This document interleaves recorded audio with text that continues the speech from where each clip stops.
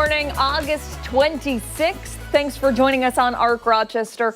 I'm Abby Fridmann. And I'm Dan Schrack. We have two full hours to get through, so let's run down what we have brewing for you this Tuesday. Live music, local art, and a whole lot of fun. What else do you need, right? Yeah, not much. This morning, we're looking ahead to the 3rd annual Irondequoit Music and Arts Festival. It's all going down this weekend. We're going to sit down with the organizers to learn more about some of the fun they have lined up for this year. Yeah, should be good. Then we are continuing our back-to-school prep, and this morning we're focusing on a couple of tips and tricks to help students transition back to class easier.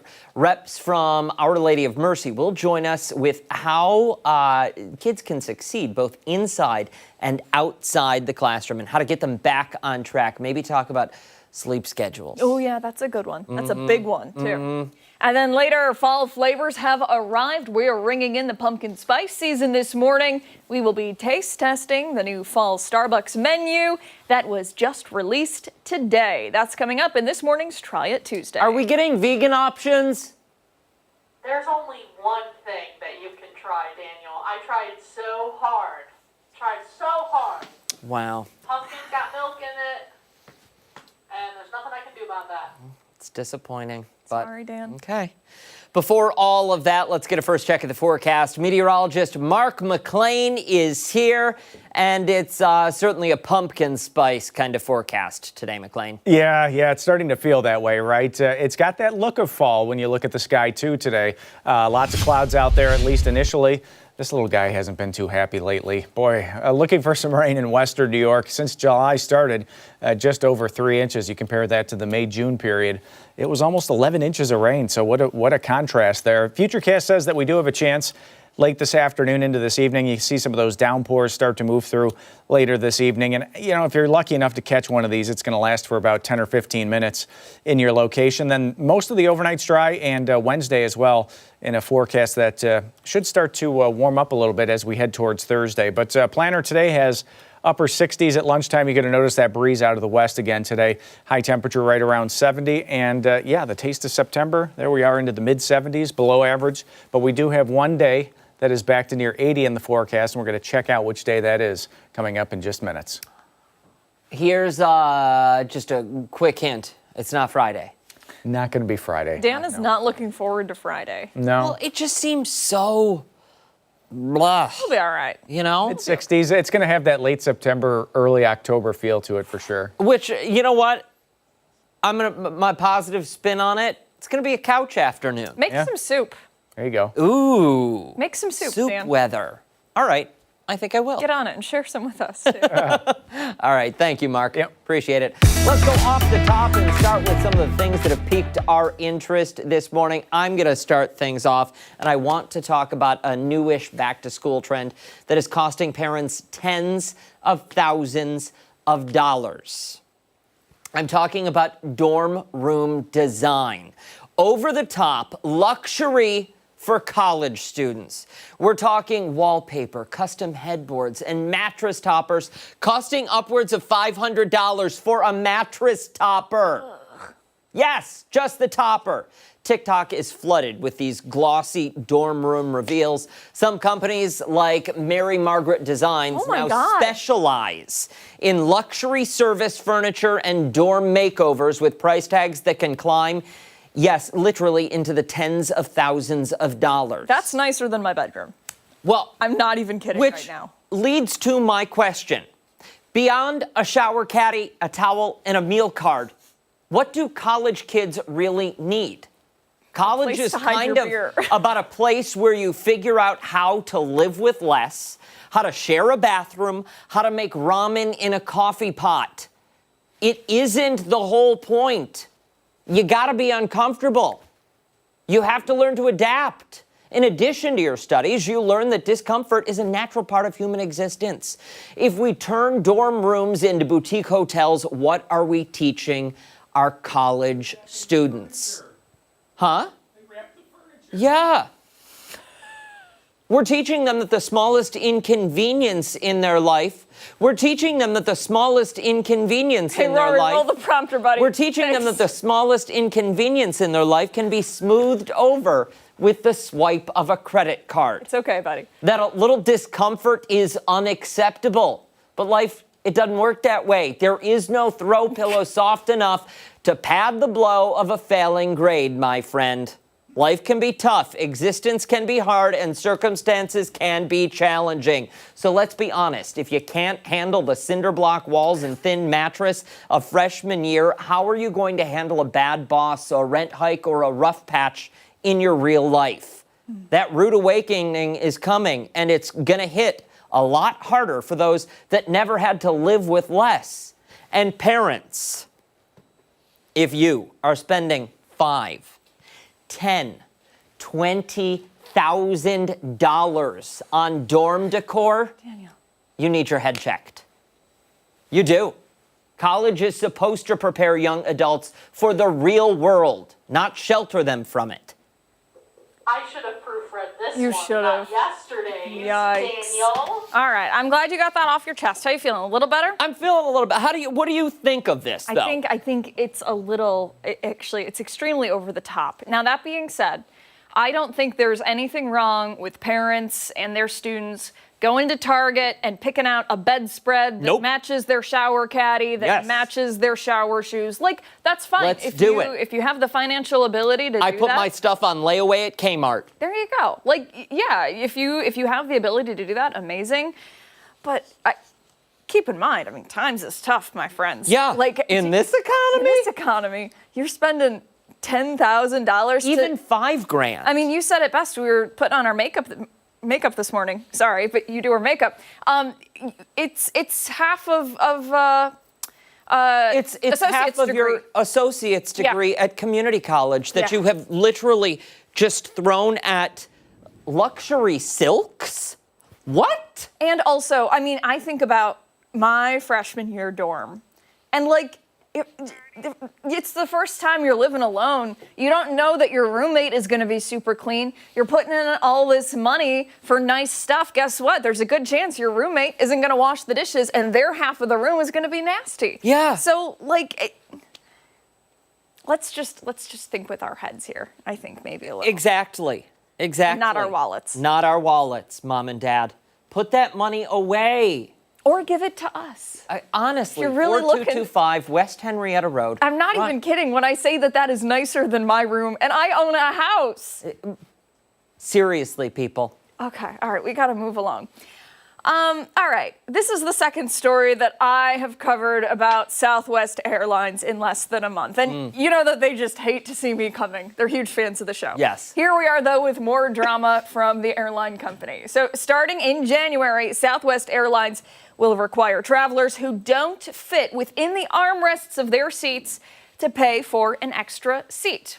Right now, the rule is passengers who require those adjustments can either pay for an additional seat in advance with the possibility of getting reimbursed later, or they can request a free extra seat at the airport.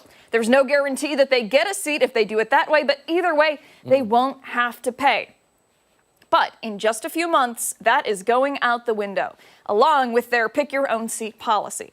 The bags fly free bonus, that ended back in May. The airlines also announced they would charge customers extra for more legroom.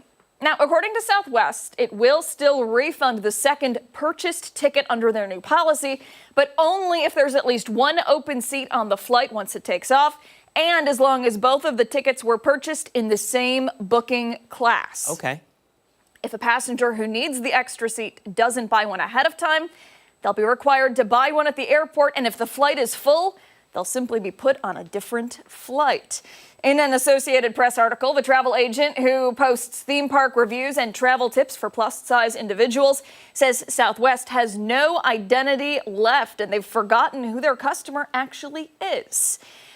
Now, while I was writing this story, I could go through the comments on social media. I should say I did go through the comments on social media, and I could share them with you, but honestly, it shows the ugliest side of people.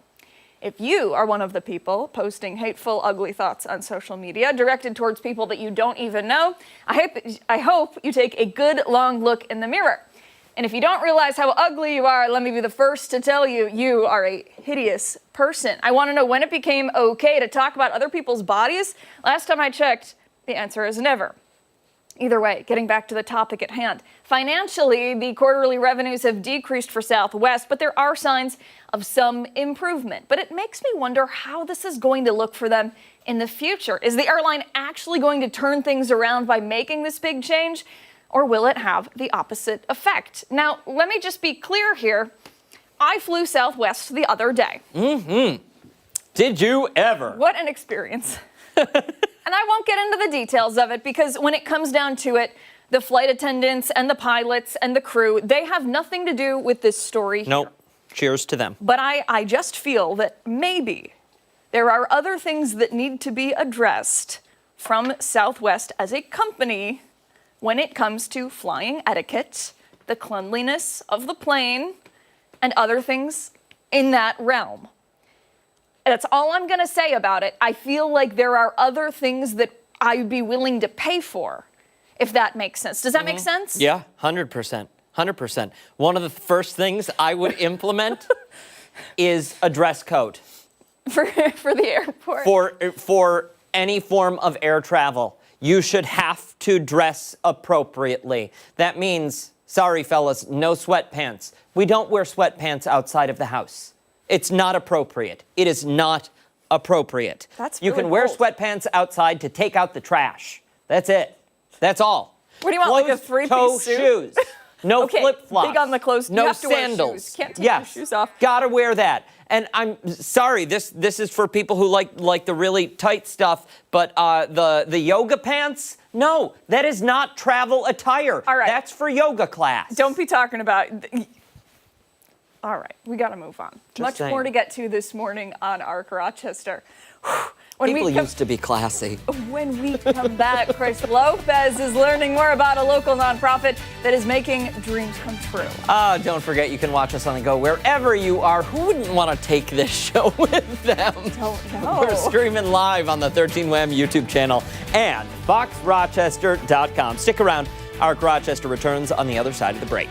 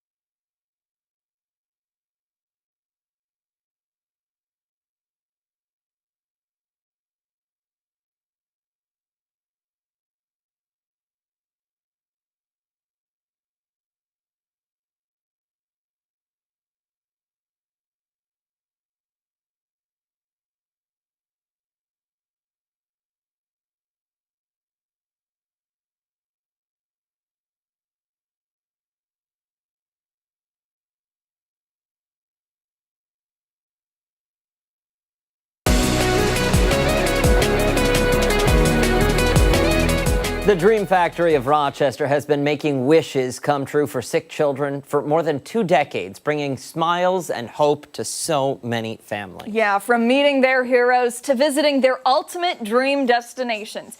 These experiences truly change lives. Chris Lopez is live in Rochester showing us how it all happens. Chris?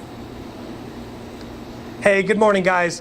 So last half hour, we were in the city of Rochester making 18-year-old kid's dream come true with a room makeover. His name was TJ. He had sickle cell disease, and he today is on his second day of college. He got that room makeover, and his dog got a room makeover as well. The one responsible for that is Laura, and I'm also with Linda, longtime volunteer. This is an all volunteer-led group when we're talking Dream Factory, and that's the entire nation besides the 4 that work in Louisville.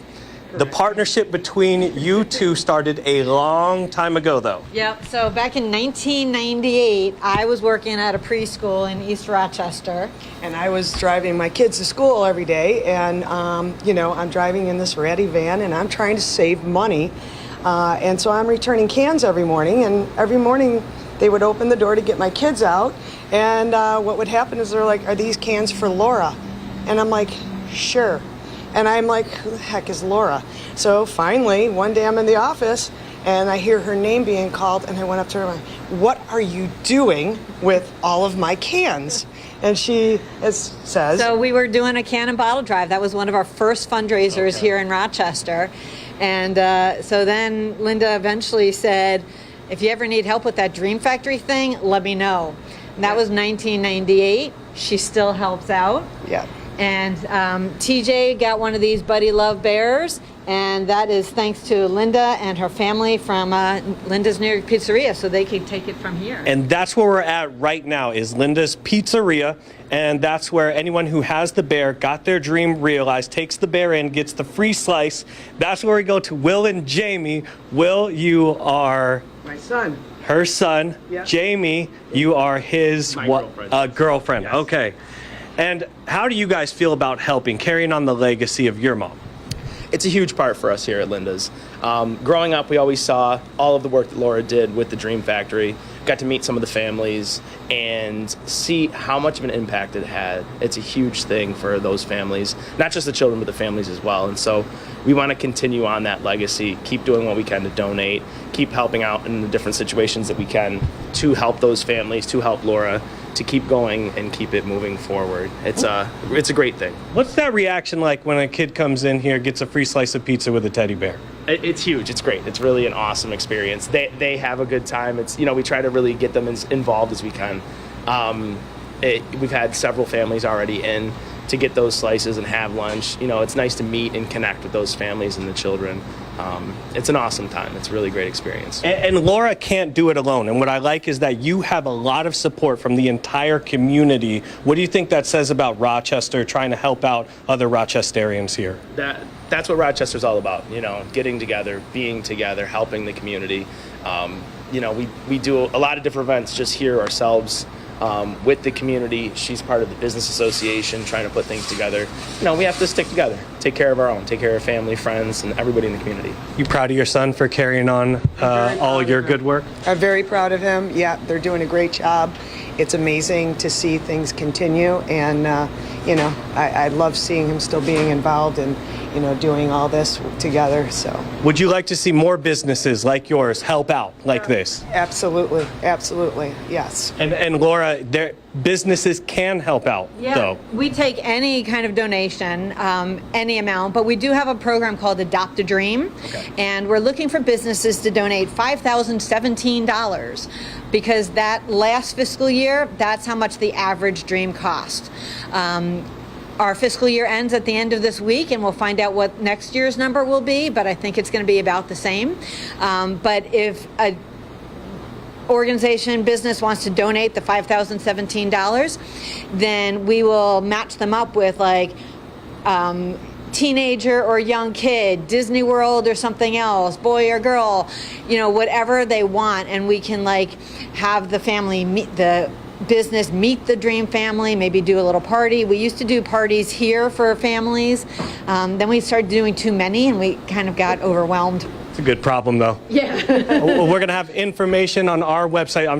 Donations add up quickly, from businesses to individuals. Any little bit helps, and like I said, it adds up quickly. We always post when we're contributing to something. When Laura has different events, you can always look on Facebook and Instagram. She's really good about posting, and so are we, so keep your eye out for those different events. Yeah, and sharing our posts on social media gets our name out there, which means we get more volunteers, more donations, and more kids who need their dreams to come true. And we're going to have information on our website about Dream Factory on Fox Rochester and 13 Wham. Coming up next, though, we're going to be talking to this young man right here. So stay tuned for that. He recently got his dream realized. His name is Aaron. We'll talk to him next, about 20 minutes or so. So stick around for that.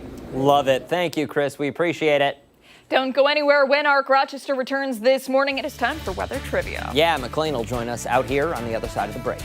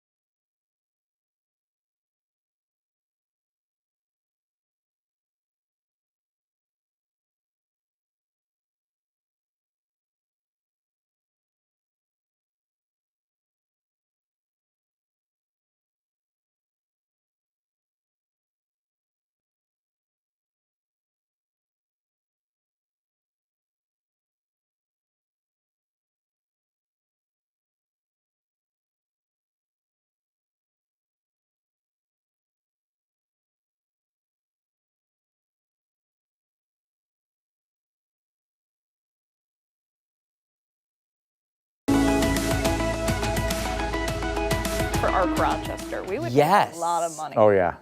An Arc An Rochester. Arc Rochester fundraiser. to increase the budget from like $20 to Yeah. Yes. $30. Let me be the social director for that one. Yeah? Yeah.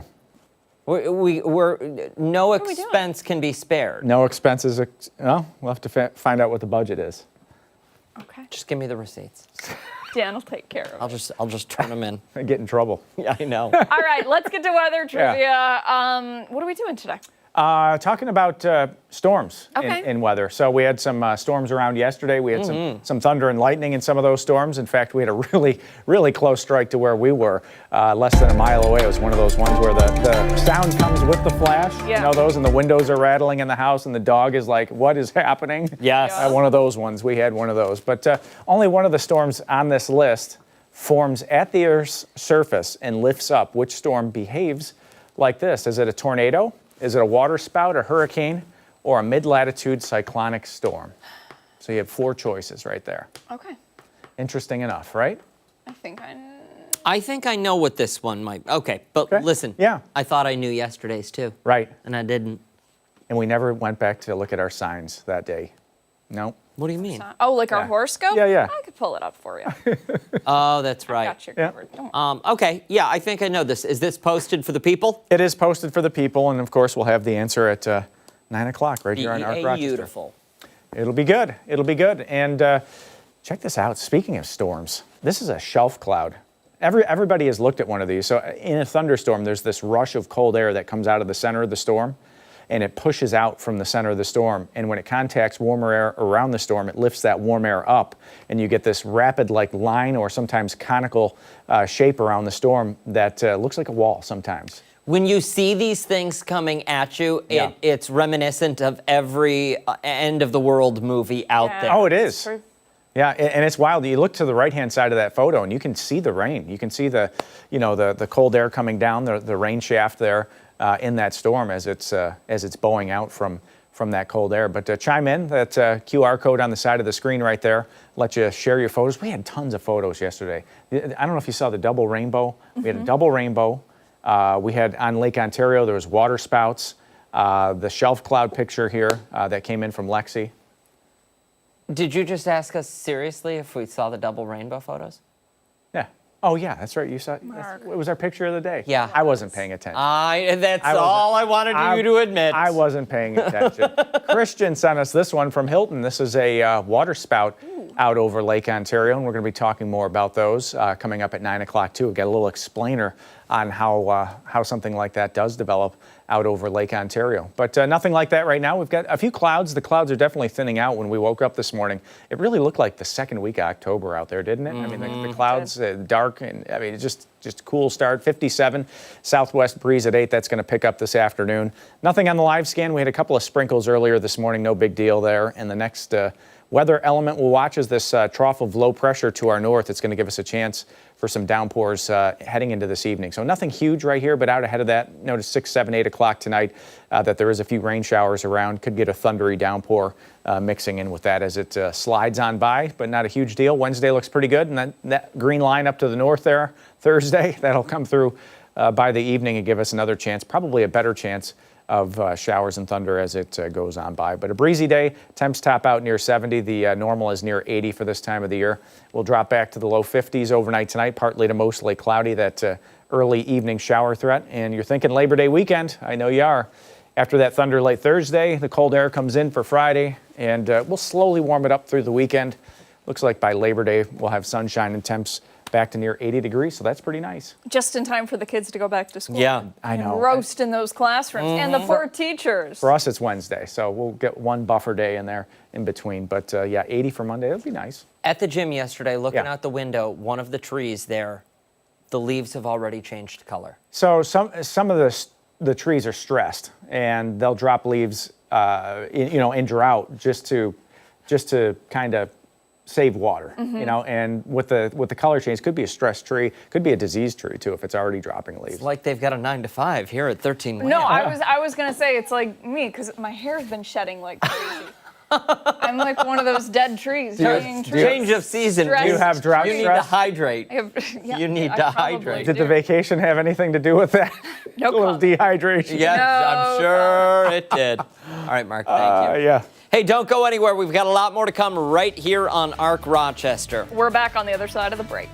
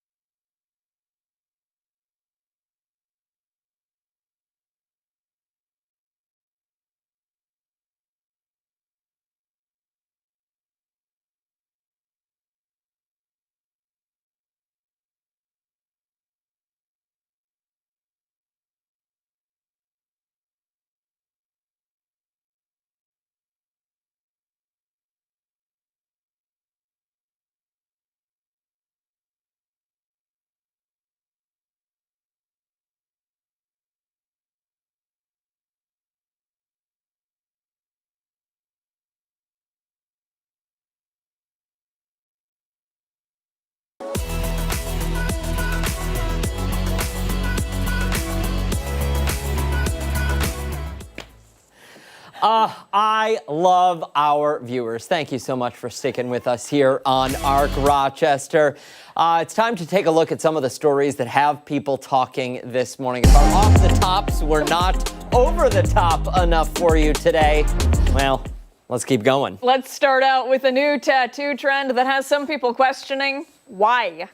Okay, several women on TikTok are going viral for their new ink that resembles, get this, tan lines. Okay. So the trend started back in January when an influencer posted a video of herself appearing to get tan lines tattoo on her chest and shoulders. The creator captioned the video, "Wanted to be tan all year round." I'm sorry, I'm trying to watch the video. The video blew up. A lot of people said it was dumb and it looked hideous. Wait a second. She later posted a follow-up video saying it was a stunt to gain a little bit of attention and make people angry. I think they call that rage bait, no?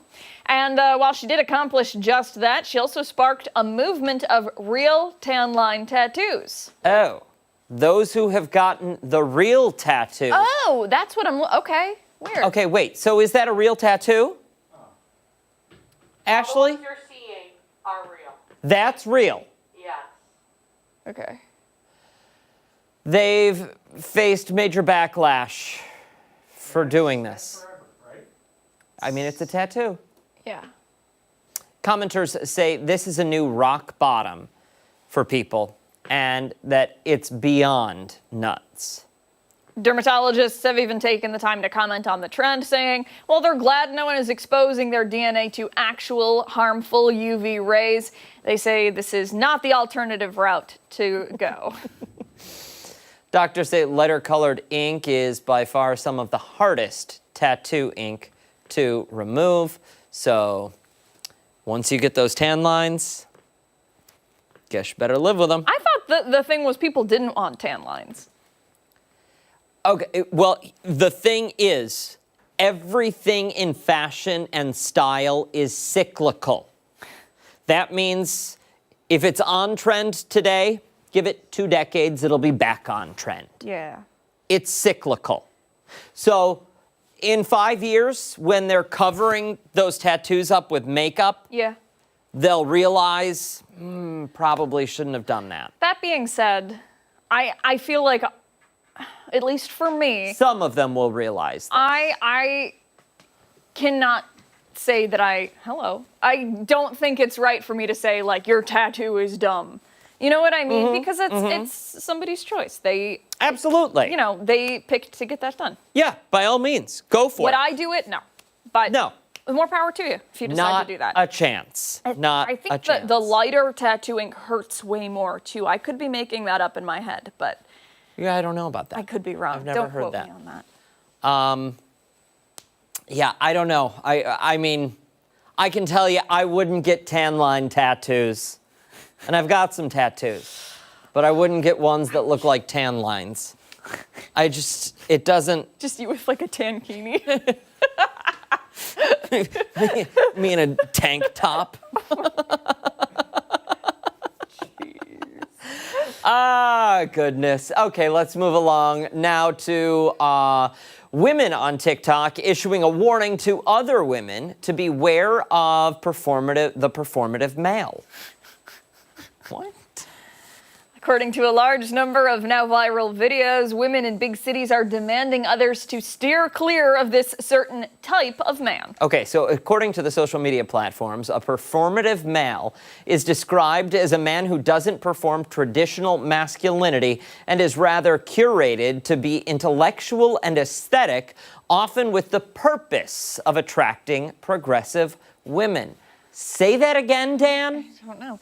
Typical characteristics are and features include men who drink matcha lattes, wear baggy pants, read poetry books on subways, wear wired headphones, or even carry a film camera around. It sounds so stupid, probably because it is. But women on social media are sharing their tips and tricks on how to spot these and avoid these performative men. I mean, everything you just said, like I can picture. Sure. Yeah. I can picture that. I can picture it as well. Women have shared their encounters online, saying they have run into men who have pretended to read certain feminist literature in public to get attention.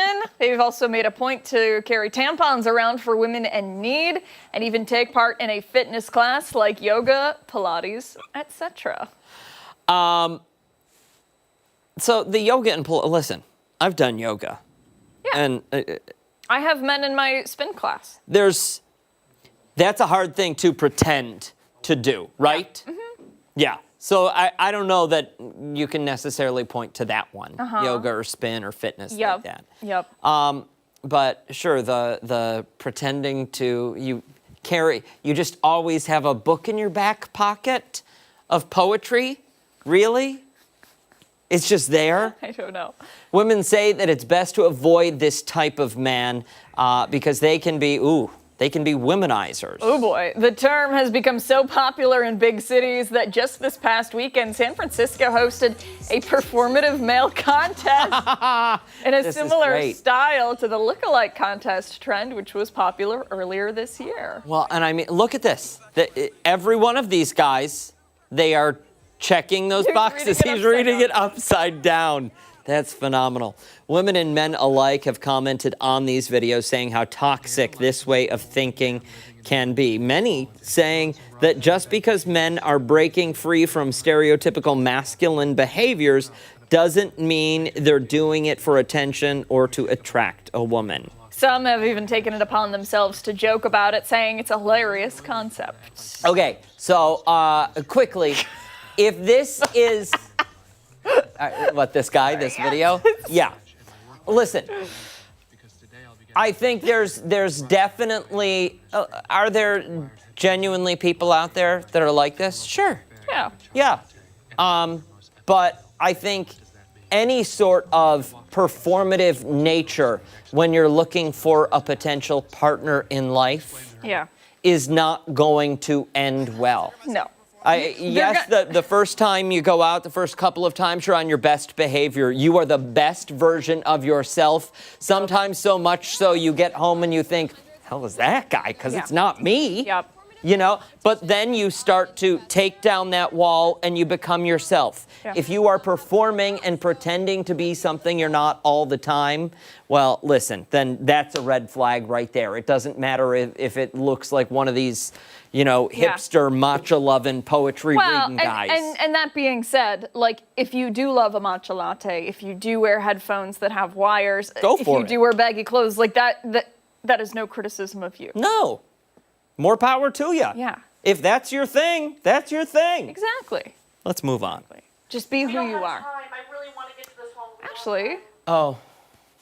Okay, we'll talk about it in Final Thoughts today. We'll squeeze the last trending story in Final Thoughts. Stick around, a lot more to come here on ARC Rochester, including when we come back, we're once again checking in with Chris Lopez, who's learning more about the great work being done at the Dream Factory. And don't forget, we're streaming live right now. You can join us on the 13 Wham YouTube channel and on foxrochester.com. We're back after this.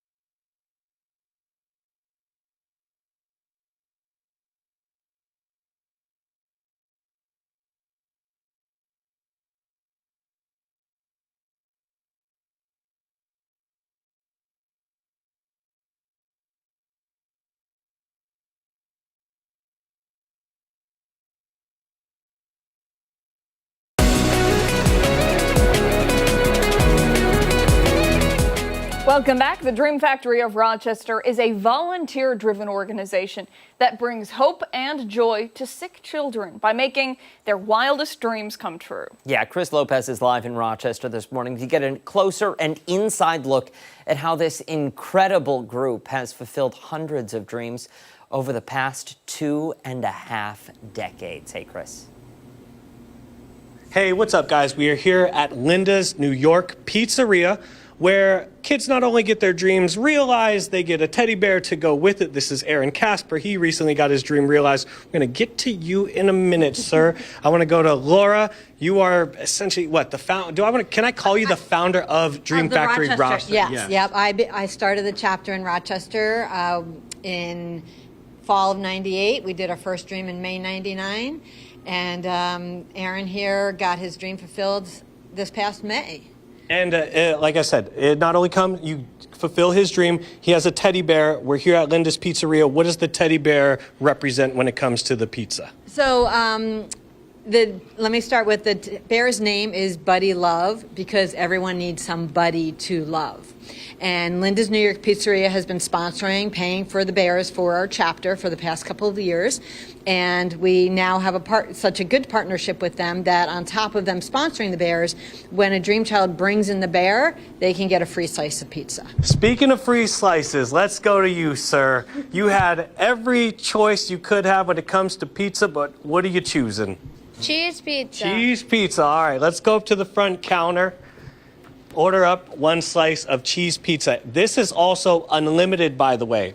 So his teddy bear is a credit card towards all pizza here at Linda's New York Pizzeria. Go ahead and order that up.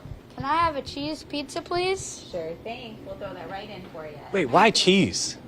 Any other topping you could have had, Aaron. You chose cheese pizza. Why cheese only? Why? Well, I'm a common man with common interests. I like that. I love that answer. You had your dream realized. You went to Disney World. Why Disney World? What'd you do there? I went to Disney World to sing with the Dapper Dans. The Dapper Dans. Why'd you choose the Dapper Dans? Because me and my family are I'm a third generation barbershopper. My mom and my grandpa sung the style of barbershop. Got your slice. Let's go. Let's go hang out at the table, shall we? Thank you. Okay. Experience so I've never been to Disney World at all. I've been to Disneyland one time. I don't remember it. I was 5 years old. I got a teddy bear. That was about all. What was your experience like at Disney World? Because I'm told that's the king of all things Disney. It was magical. Magical? Well, what made it magical? Tell me about some of your experiences. Your parents were along for the ride with you, literally in one of the carts that took you guys all throughout Disney World. Oh man, it's hard to explain. It was amazing. And singing with them, was it easy to start out? You said you're third generation when it comes to the singing. Was it pretty good when you got into the flow with them? Yeah, I was a little nervous in the beginning, but once I got into it, it was pretty easy. Why were you nervous? I saw a video of you. You're pretty good.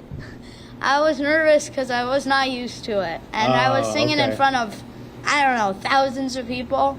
How did it make you feel? You got your dream realized. Now you're at Disney World with the Dapper Dans, singing all over the place. What was that feeling like? Did you feel like you were at a concert, like you were the major star there? Yeah, kinda. It was awesome. It felt amazing. And you were diagnosed with diabetes. How has that impacted your life? Well, I mean, there's definitely parts of my life that it impacts, but I've learned to live with it, and I've pretty much gotten used to it for as much as you can. And you got some cool gadgets and gizmos that help you out. You have a watch, a cell phone, you're getting ready to start school. How excited are you or not excited are you for school? Well, I am and I'm not. Yeah, why? How come? Well, there's always homework. Okay, dreaded homework. But you told me you like science class. What school are you going to? Going to Wayne, oh my gosh, I almost said elementary. Wayne Middle School. Wayne Middle School. You excited to go see your friends finally? It's been a long time, I'd imagine. Yes. Okay, all right. Aaron, I'm going to let you finish out your pizza here. Thank you for joining us bright and early in the morning. Good luck at school, sir. Nice to meet you. How can people help out? So people can find us on the internet, dreamfactoryrochester.org, Facebook, Dream Factory Rochester, New York. They can email us at rochester@dreamfactoryinc.org. We're looking for volunteers. Volunteers. Volunteers help with meeting dream families, to making dreams happen, to helping with fundraisers. We need businesses to help us support and fund dreams, and we're looking for kids. Okay, and we're going to have information on our website as how you can learn more about Dream Factory. This was an absolutely fun morning getting to meet the kids who got their dream realized. I'm sending it back to you guys in the studio for now. All right, Mr. Lopez, thank you so much. We really appreciate it, my friend. When ARC Rochester returns, we have Crime Stoppers coming up. Yeah, we're back on the other side of the break.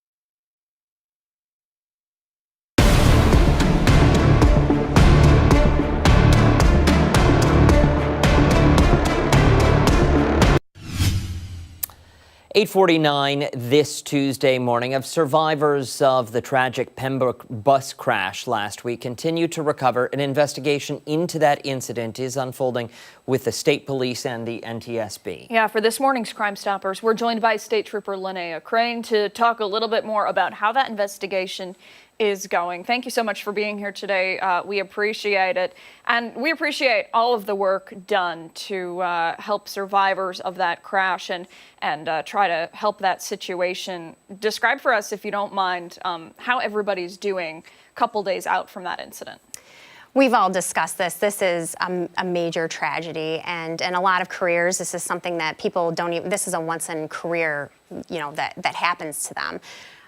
Just the collaboration between all the agencies and how our training really helped us come together and make sure that these people were taken care of. I mean, it's a huge thing. And as far as your team goes, I imagine there are supports in place, emotional, mental, physical supports in place, because again, as you mentioned, this is something that you see once in a career, and it's something you take home with you. Yes, at the end of the day. absolutely. So yes. How is your team holding up? Good. So we have EAP that is involved. They were actually out at the scene checking on everyone. I received a text message on Sunday from one of our EAP, and she said, "Hey, just checking in on you, making sure that you're okay." I said, "I'm all good, but thank you very much for checking in." So we'll do that with all of the troopers that were out on the scene. We make sure that they're all mentally safe and okay. When you and your team are called to a scene like that, at least from somebody who hasn't been in that situation, who is usually behind the caution tape, taking pictures of it. What goes through your mind when you get that call? From a leadership standpoint, I imagine it's this person needs to go here and do this, and we need these people over here to do this. But what about everybody else? What are they thinking and focusing on? So it's kind of like controlled chaos. So everyone knows what their job is. So you have EMS, you have fire, you have law enforcement, and all. I'm on my way to the call, and I'm thinking, okay, we need to let as many people that are traveling on I-90 know there is an accident. It's going to be shut down for a while. Let's get traffic out of the area. So that's one of my main concerns, is getting the knowledge to the public, right? They want to know where they can go, how we can travel, what's the mode of travel. And then once I'm on scene, it's from you have to speak to the bosses and find out what else can we release to the public right away so they can know what's going on. How much of that in that work is done? I imagine at a scene like that, you get there is a shock factor, I would believe. But at the same time, it's crisis management. It's okay, we work now, we think about everything else later. Is that what it is for you and the team? Yeah, so this was in particular, this incident, because of the language barrier, it was really hard to, we want to help people, but if you can't understand what they're telling us, like, okay, this hurts or that hurts or I need this attention, at the end of the day, we want to get them the best treatment that they can as quickly as we can. But with that language barrier, it was a little bit difficult to get through that. A lot of people were utilizing like Google Translate, but then as the cell phone towers got, there's a lot of traffic, there's a lot of people there that are using cell phones, so then that got bogged down. So now we're using like the language line that we have through the state police. I know they brought in some translators to try to break that barrier, so it was a little difficult. You mentioned that state police now working alongside the NTSB to figure out what exactly happened here. What kind of updates can you give us about how that investigation is going? So at this point, NTSB is out there. We have assigned like our commercial vehicle unit, our accident reconstruction, and our BCI are all working hand in hand with them to draw up the next steps. So search warrants are being drawn up. We want to get, if there's any footage on the bus, cell phone cameras, anything like that, we want to have access to those things. So we'll work hand in hand with NTSB. We're more on like, we want to find the cause of the accident, but we also have the criminality of it, right? We want to eliminate that if we can. And then NTSB is more like safety-wise, so cause and safety. If there are people out there today who may have been on the thruway on Friday afternoon at the time, shortly before, right after, and they have video or pictures, is that something that state police and NTSB are still looking for? Yes, because we want all angles, right? Everything that can help us bring this investigation together. So the more information that we have, even if people think it's the smallest thing, that might be able to help us. So if they contact SP Batavia, I can get you guys the phone number for that, and then they can pass that information along. That's huge for us. Very good. Trooper Linnea Crane, thank you for your time today. And again, thank you very much for all of the work that you and your team do. All the information will go over on foxrochester.com. 8:55 this morning. Stick around, a lot more to come here on ARC Rochester. We're back after this.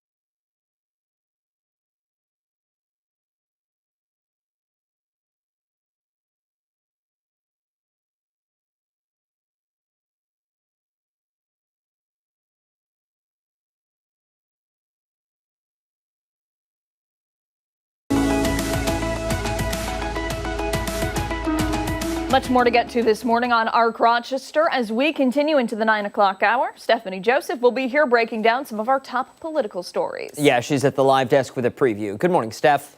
Good morning there, guys. In today's Political Pulse, we're breaking down recent action taken by President Donald Trump.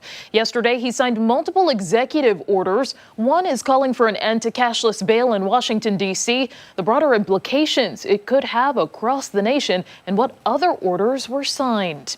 And Trump is threatening to deploy the National Guard to other cities. I speak with an expert about the president's crime crackdown efforts and much more. That's all coming up in our 9 o'clock hour. Arc Rochester returns after this.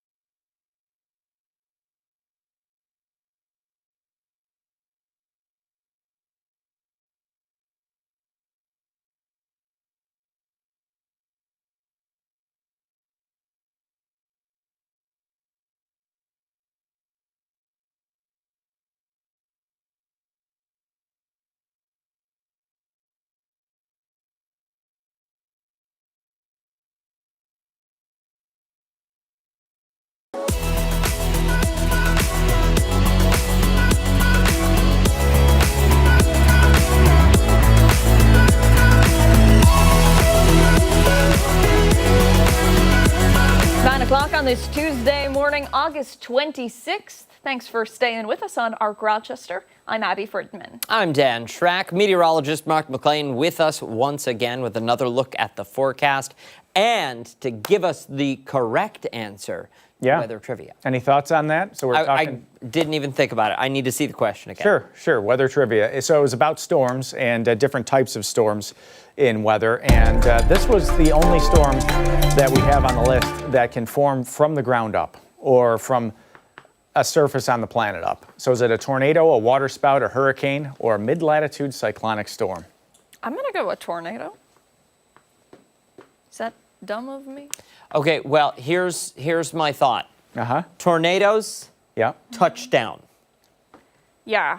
So no, that's not happening from the ground up. That's happening from the sky downward. Okay. A water spout.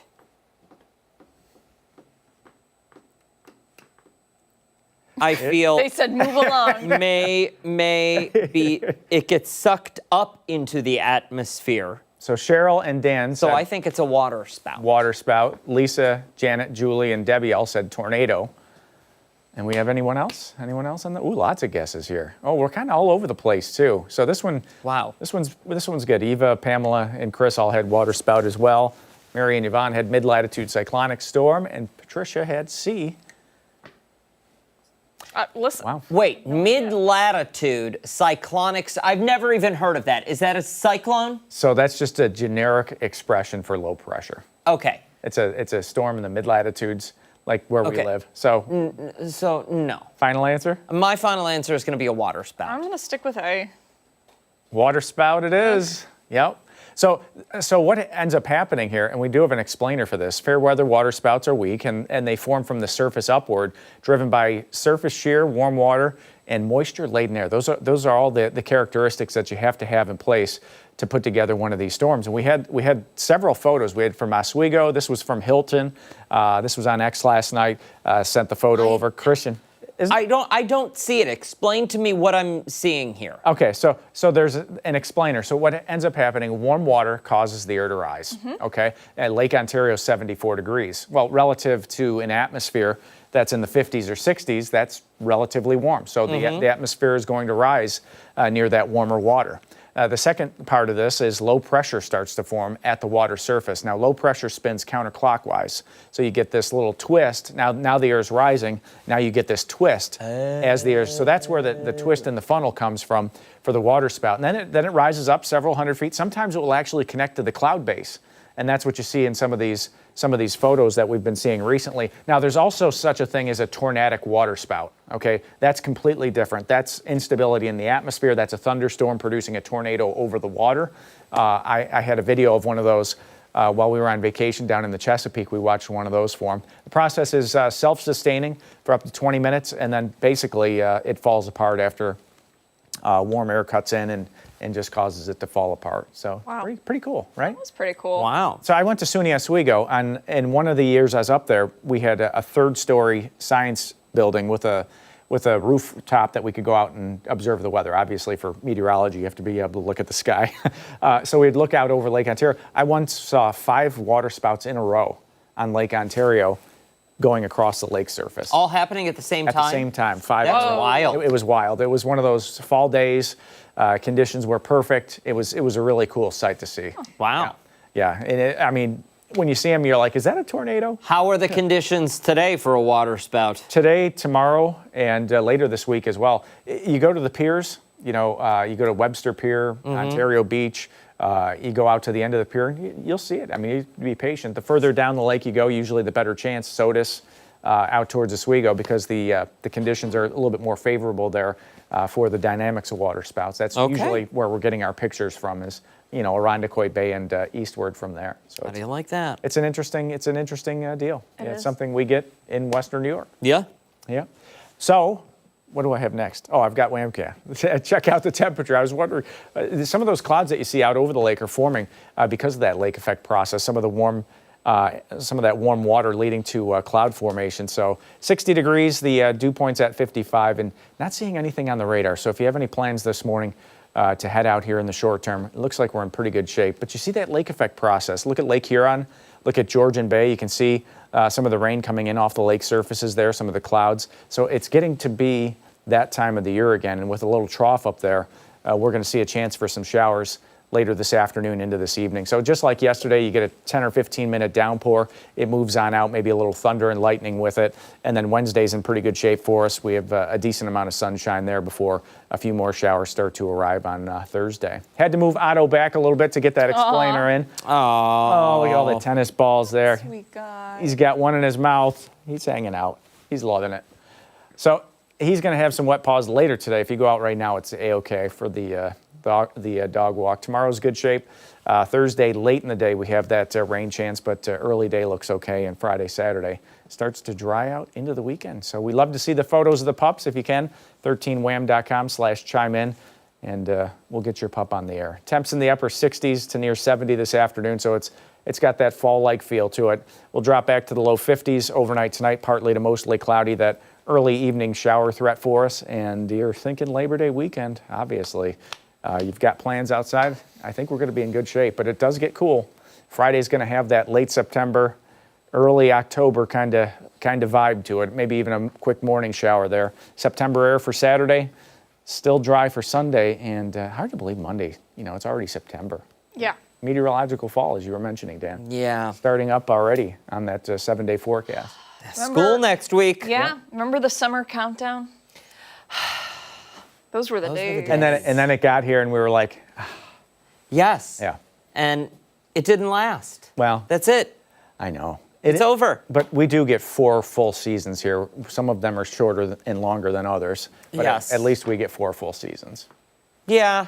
I could do without like one of them. Yeah, me too. Like a month on either end, right? Yeah. Like March is just another winter month. Yeah. That's my hard Yeah, month. For me, that's... I wouldn't mind if it were just January or just December that we experienced, Yeah, the harsh winter conditions. Stuff. Yeah, we did escape the big storm last winter, though. We didn't have any huge snowstorms. But it was huge an ice storms. obnoxious amount of snow. Steady. It was a steady Eddie winter. We had 50 straight days with an inch of snow on the ground. So 50 straight days? Yeah, it was top 25 by the time it was over. You want to know how much I dislike it? I block it out. Yeah. I don't remember that. Yeah. I remember that because I'd have to go out and brush off my Every day. car every morning. Every day. Yelling angrily. Sometimes it into started. The abyss. Sometimes it didn't. Yeah. No. We don't need to talk Problems about that fixed. day. Problems fixed. Yes, that That should problem, not be a problem has this year. been resolved. Yep. Thank you, McLean. Yeah. Appreciate it. Much more to get to this morning on Arc Rochester, including when we come back, we're looking ahead to the weekend and an upcoming art and music festival. And don't forget, you can take us with you wherever you're headed this morning. That's because Arc Rochester is streaming live right now on the 13 Wham YouTube channel and on the website, foxrochester.com. Check it out, and we'll be right back.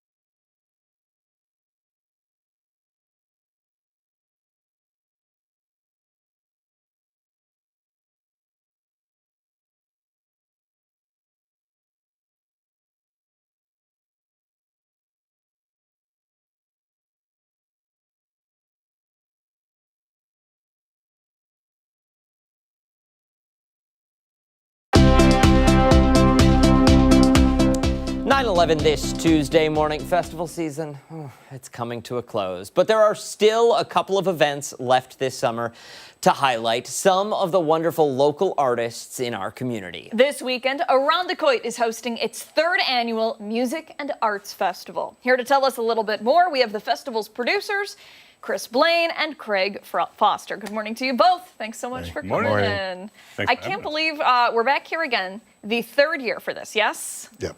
You guys must be excited. Is it going to be bigger and better than ever? I think so. I mean, we've got a lot of returning art vendors. We've got some great music lined up. Band coming all the way from Canada this year that's really rocking right now. So a lot of good stuff. Year number 3, when this all kicked off, did you think that, were you thinking this far out at that point, or were you like, let's see how the first one goes before we start planning anything else? Yeah, we are procrastinators. So we, the first year we did it in about 4 months, which was insane. Last year we planned a little bit better. This year a little bit better also. But you know, there's snags all the time, and you know, we're at a good place right now. We're ready to go, and now it's just buttoning up stuff. So why did you decide Irondequoit needs a festival? I live in Irondequoit. I own an art school in Irondequoit. So it's my neighborhood, you know, and seeing that there really wasn't anything there. There's, you know, once in a while there's a food festival, there's something like that. But Craig used to do an art or a music kind of festival thing back in his hometown in Peekskill. And I used to be a sound engineer. So we were like, let's do it. Why not? This would be great for the community. Absolutely. And the community response, obviously you wouldn't be bringing it back not just once, but twice now, if that response from the community was not as good as it has been. So what are people telling you? Well, we're fortunate in Irondequoit to not only have the House of Guitars, but also I Square and a beautiful stage up there. And each year it's been building, and we're just getting really great feedback. Try to keep it light, try to keep it fun, and just give people something in the community to look forward to and enjoy for the day. That is excellent. And these are the shirts for the year, yes? You Yes. look great. I love them. Tell us about the design. We brought some for you, too. Oh, Thank perfect. you. Thank you. Yes. Yeah, tell us about the design. Well, initially we sat down and designed this. Every year we're doing a different color scheme. So this year it's more of a purplish, orangey kind of thing. But, you know, just kind of make it, we do sell them at the festival. We don't have a million of them, but we want to. Do you do the artwork for them? We do. Yep. Really? Yes. Beautiful. That's incredible. We're both artists. Craig teaches at RIT medical illustration, and I'm an art teacher at Aquinas. So we're in the field, and, you know, it's what we love. Absolutely. I mean, it's successful, and it seems like everything, as you mentioned earlier, you know, snags in the road, but everything seems to fall in line as you go along. So, speaking of that whole planning process, at what point during this year's festival, how long of a break are you going to give yourself after the festival before you start writing things down, or will you be taking notes during this year's festival saying, next year we're going to try it different? I think we take notes constantly. Yeah. Yes. It's, you know, like he said, we have a plan. We're not trying to get too big. We're trying to keep, you know, the template that we made, and, you know, just keep it nice and small, and something, we're not in it to make money at all. We're in it just for the fun of it. And the festival is free. We should we should note free. that. Yep. This year we had a major sponsor come in, is Beidelman Harley Davidson, which is right down the street from you. Yeah. They reached out to us, which was great. Makes our job a little easier. But they're going to have motorcycles there that people could look at, kind of like a promotion thing. Yeah. And, you know, most of our sponsors are Irondequoit businesses, so it's really great. That's incredible. Really great. For somebody who wants to stop by, what do they need to know? We know that they don't need tickets. We know it's a free event, but when and where, what time?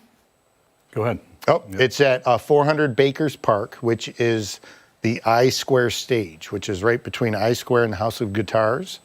And there's parking behind I Square. There's parking all around. 11 to 8. Yep, 11 to 8 p.m. Yep. There are 7 bands. There's about 40 artists and vendors for the day. We have Swan's Market, Polskachata food outside. We also have I Square food inside. Beer tent outside. Just something for everyone. Everything. Sounds like. Yeah. Sounds like a great time. Thank you both so much for coming in. We really appreciate it. And if you want more information or you missed those dates and times, we'll put it all on our website, foxrochester.com, for you. Stick around. When Arc Rochester returns, Stephannie Joseph will break down some of our top political headlines. Yeah, Political Pulse coming your way next.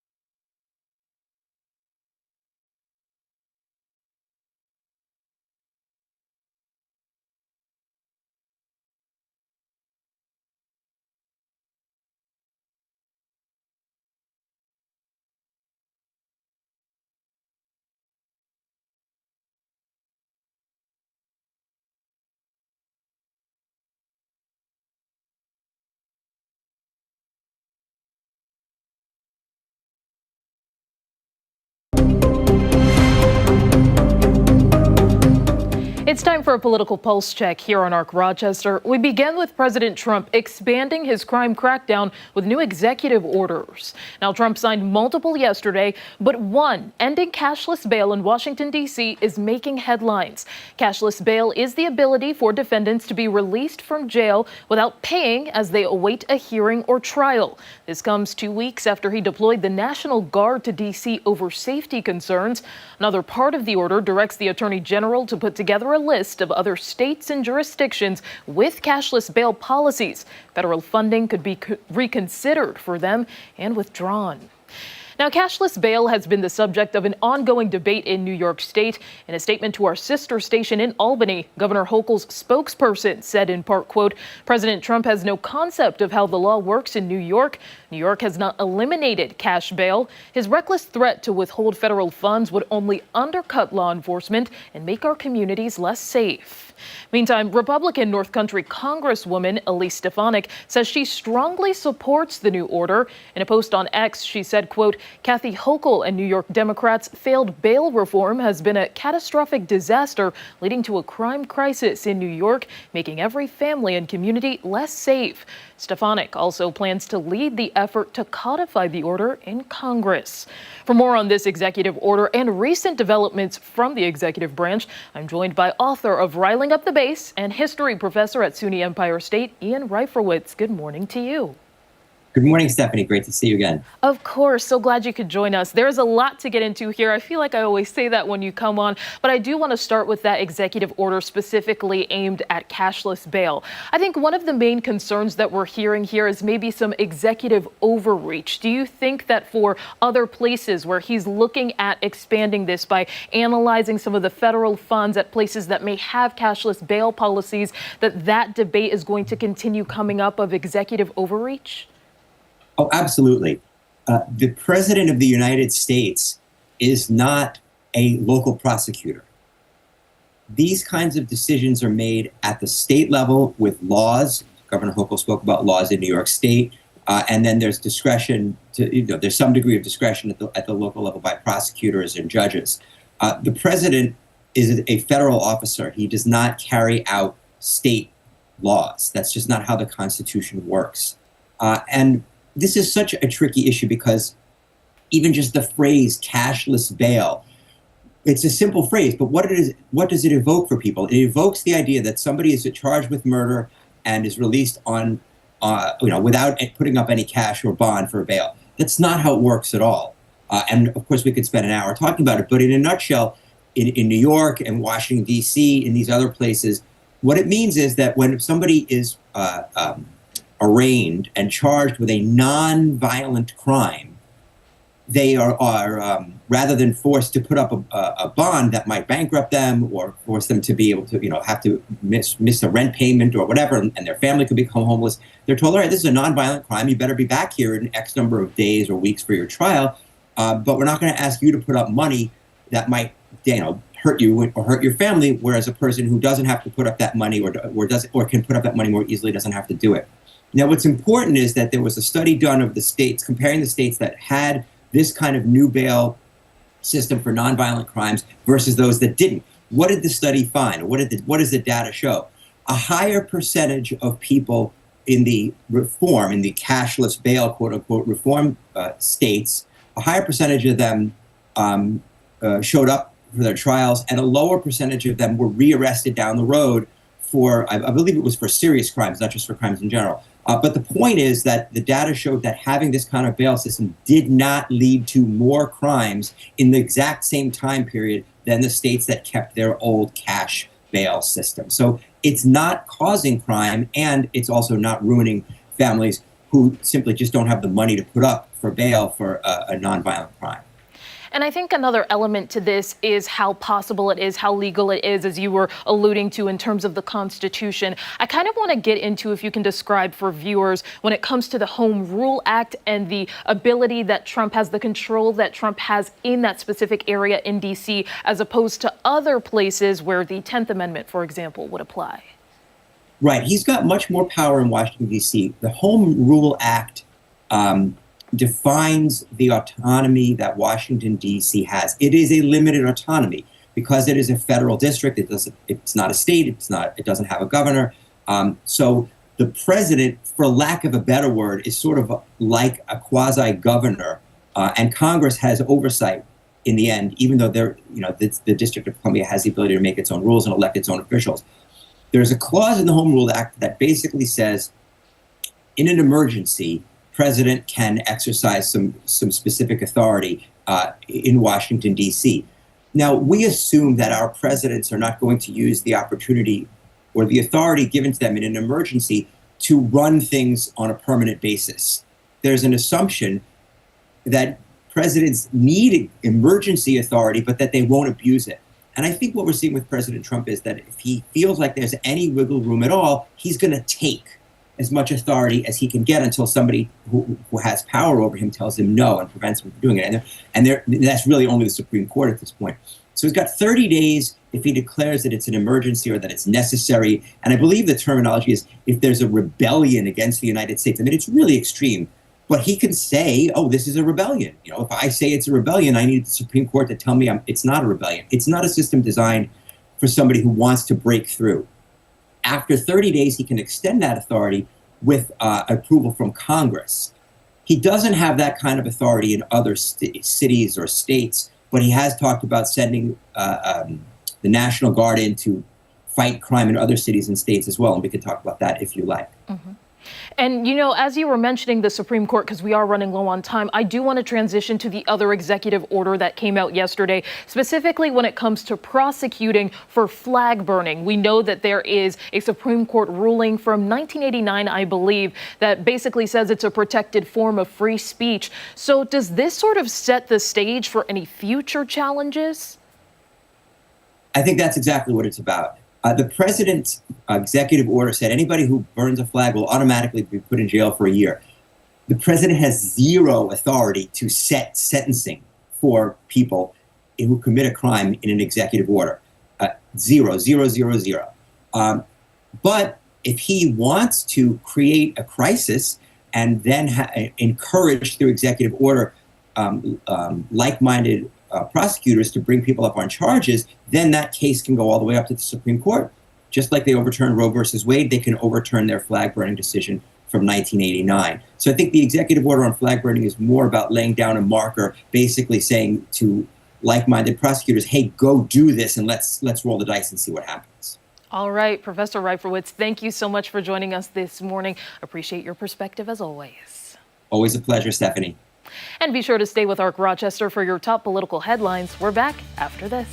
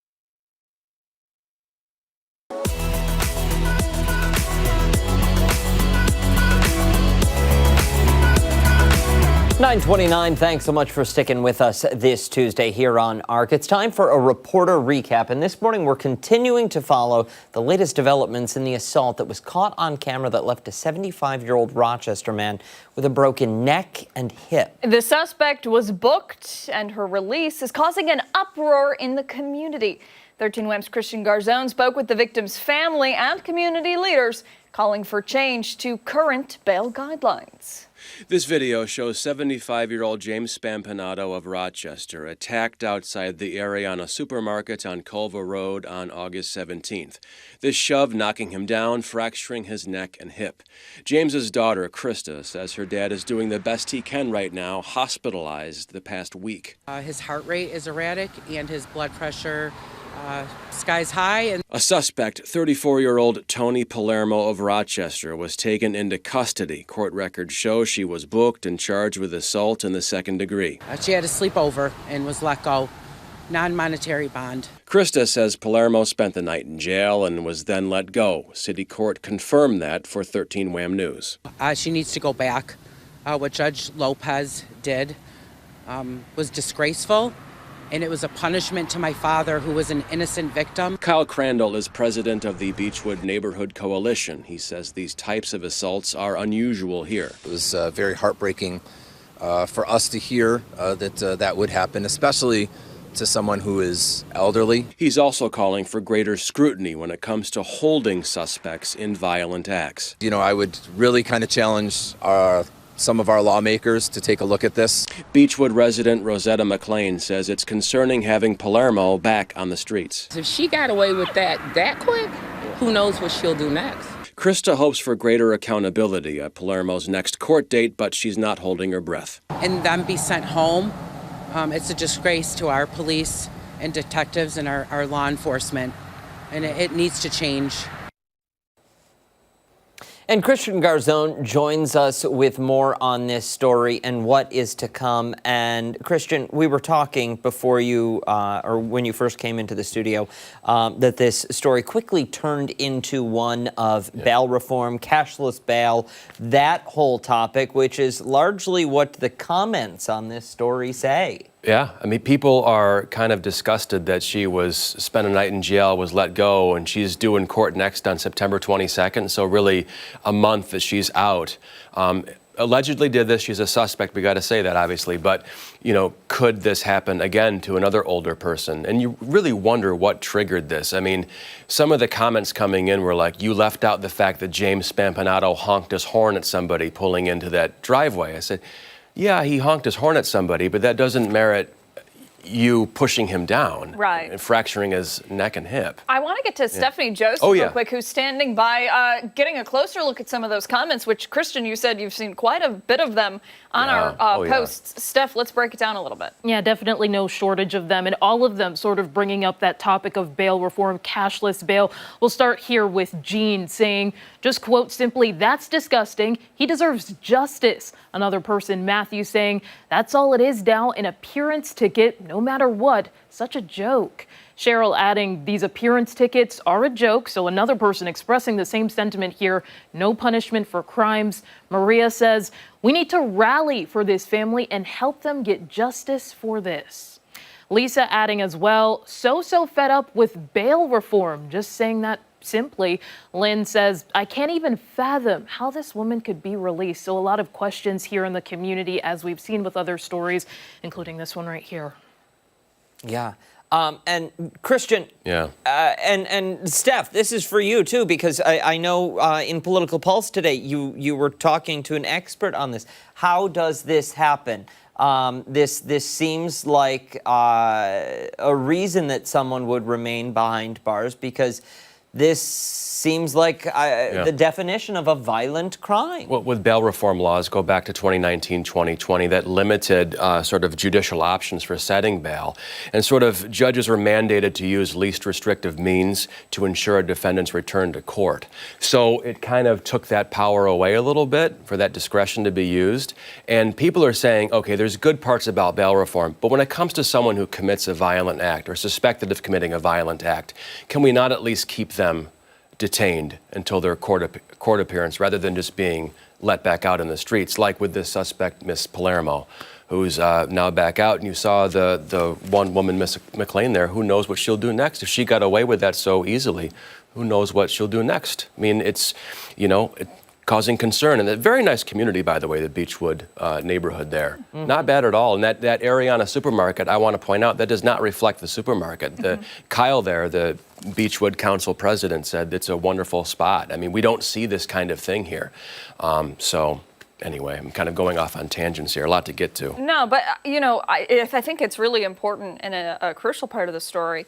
Curious to know how his family is holding up. Obviously, they're frustrated and outraged that this happened to their loved one.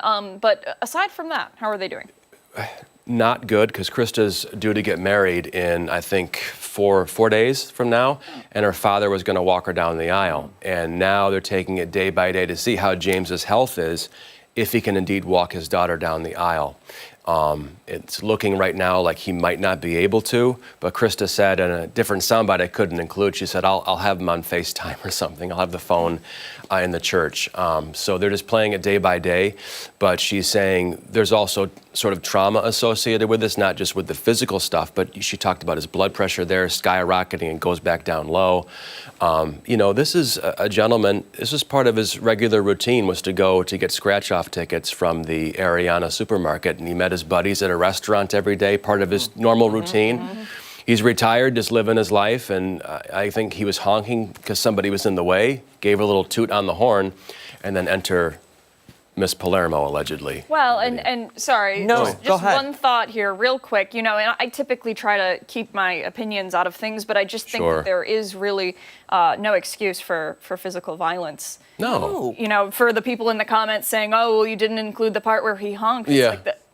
Does that? We have among us has not honked the horn because somebody's in the way or going too slow or moving too fast. And sometimes I accompany my horn honks with a yell out the window. I mean, honestly, some days.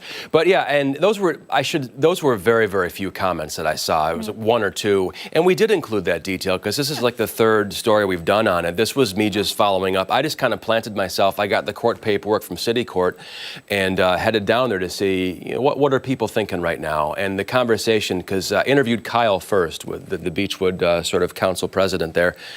He quickly said at the end of the interview, I want to say this, that lawmakers really need to have a little greater scrutiny with this kind of stuff. And he kind of made the conversation about bail reform and the laws. And then talking to people on the street, they're like, look, we're really tired of this. And regardless of their political party, I think just in general, the vibe on the street is something needs to happen with violent offenders and bail reform. Something needs to change. Something we don't want to see happen again, certainly. Christian Garzone, thank you for following up on this. Thank you appreciate it so much. Time right now, 9:37. Much more to get to this morning on ARC Rochester. When we come back, some advice on how to help students transition back to school a little easier. Yeah, and don't forget, you can take us on the go with you wherever you're headed. We are streaming live right now on the 13 Wham YouTube channel and foxrochester.com. Stick around, we're back after this.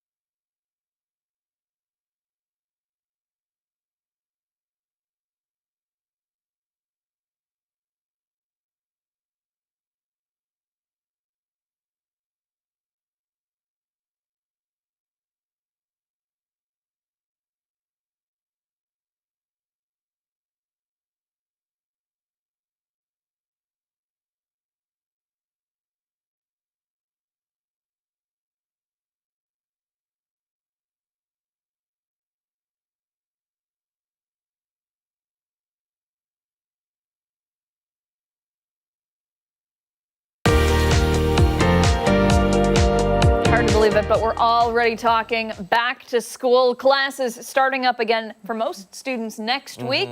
And if your student is having a hard time getting ready to hit the books, we've got you covered. We certainly do. This morning, we're joined by Our Lady of Mercy Principal Cheryl Ann Diodato and the school's president and CEO, Christina Lacanina, with some tips on preparing your students for the upcoming school year. And ladies, thank you so much for coming in. I want to dive right in and start talking about something that affects, I think, every family as we transition from summer to school season, and that's appropriate bedtimes, because it's earlier than we would like, and it's earlier than we do during the summer. Yes, absolutely. And I think it's really important to start those back to school routines now, so that it's not such a shock to their system next week when they have to really get up at 6 a.m. And so really paying attention to bedtimes and dinner time, wind down, and all that. It's those routines and rituals that you had in place last year. Start them a week early so that they can get used to that as they're going into next week. Absolutely. When you think about heading back to school, kids always get a big long supply list, right? And it's got all the folders and all the binders and all the pens and everything that they need. But for the two of you, when you think about the things that students absolutely need to succeed, what is one thing that's not on the list? Time management skills. Okay. Because if you can manage what you have to do for class, what you have to do for extracurriculars, any clubs that you're in, time management, start working with your child on that now, and that will help prepare them for September. Very good. How about for you? And I think it's too like the social emotional, having them understand, you know, you don't have to feel so much pressure. Take one day at a time, 1 minute at a time. Make sure you're advocating for yourself and talking to your teachers, but that also goes for parents too, creating that partnership and collaboration and communication with your child's teachers, their school counselors, even their principals, so that everybody's on the same page to help your child succeed no matter what. I want to talk about distraction-free classrooms, the no cell phones on school grounds across New York State, that mandate taking effect this fall. Correct me if I'm wrong, but you've had no cell phones in school prior to this. Correct, yes. What was the reaction from students when that was initiated, and how does the school handle that? So we've had that policy in place for many, many years, including during our lunch periods or our advisement period. We encourage no electronic devices, which would be their Chromebooks or their Surfaces, because we wanted them to engage socially. We also follow the New York State rule. So we had a cell phone policy, off and away all day. They could have them in their backpacks instead of their lockers. But we are now requiring have them in their lockers. We are teaching them personal accountability, so we're not using Yonder pouches or any of the other things, but really to be able to manage that themselves. And, you know, we sent a letter out, just like many of the other school districts, to parents, and we had thank yous from parents that we are also following that and making sure that we are encouraging distraction-free environment for our students. But I can say our students are really good have been really good at following that rule for many, many years. And, you know, I think it just helps their development, and they realize that. Which is awesome. We're running low on time here, but I want to talk about at least the first half of the year. From now until the holiday break, typically in December.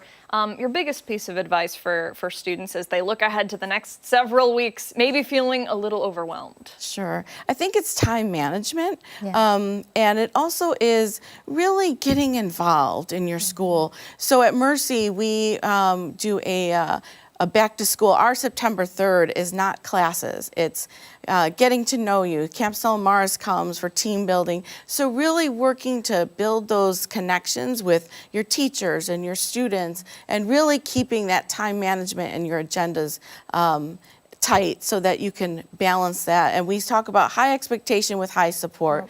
And so where can you find those supports for yourself and your kids?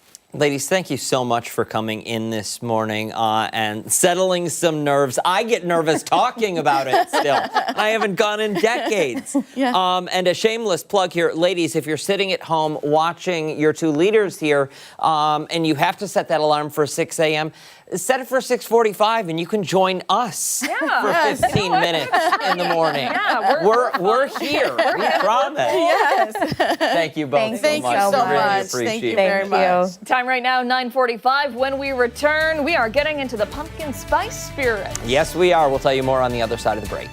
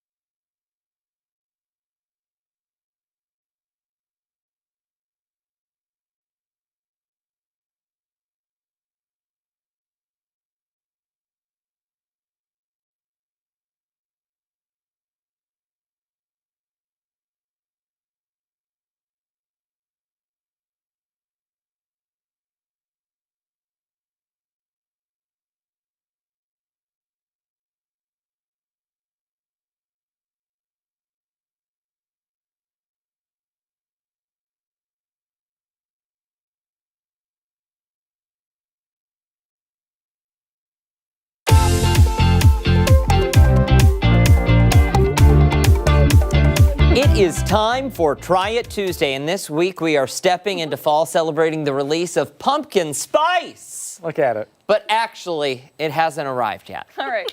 It may never arrive. We'll have to wait and see. We're going to do our final trending story that we didn't get to earlier because Dan and I were talking too much. Yes. So let's do it. Okay, so dive in.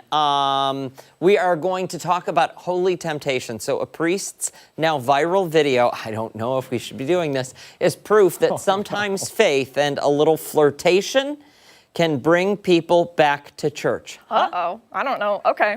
The newly appointed priest at a church in England took to social media to introduce himself to his new congregation. What he wasn't expecting was for millions of people to take it upon themselves to to praise his divine features and crowned him with the title of the hottest priest. People were quick to catcall him in the comments, some even going as far as to say they would return to church and grow in their faith if they knew a priest that looked like him. Oh, wow. The number of puns that are coming to my mind right now. Stop. I know. I know. The priest is just one of the recent holy heart throbs That was good, actually. to get people's attention. The Vatican even invited 1,000 influencers and missionaries to Rome last month to discuss spreading the church's message through social media. Oh. I'm so glad we don't have pumpkin spice. Oh, Mark, During that meeting, people were stunned to see how attractive these influencers were. Although this is not the confirmed reason, Gen Z's renewed relationship with religion is a growing trend. that seeing social media obsessed teens and 20-somethings flock to church at higher rates. And while we would share some of these absolutely sacrilegious comments being left on the priest's posts, we are a G-rated program and do not want to lose our jobs. Well, I don't know if we're G-rated. Yeah. We're not. Let's be We're honest. not G. Yeah. Actually, I think we are. I think we're technically TVG. Yeah. Well, last Remember when we Monday were? might have changed. We that. were see my way out. TVMA for a couple of weeks, thanks to Adele at the very beginning. That was wild. Yeah, part of me feels bad for the priest. Why? Right. Because I don't think the video he made was like... No. Undue attention. Yeah. Yeah. You know, like when you post a picture or a video and some of the comments get a little inappropriate?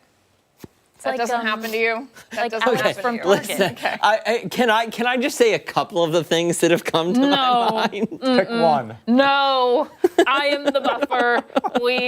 Steph is saying no.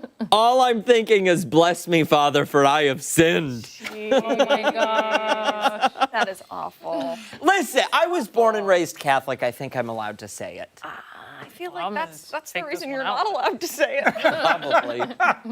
That's the reason my flesh melts under that holy water. Oh my gosh. Oh, goodness. Yeah, so we're being told we can go to break. Go to break early, we're being imagine. told. We're being pulled off air. We'll be right there, boss. Magic. We're back after this.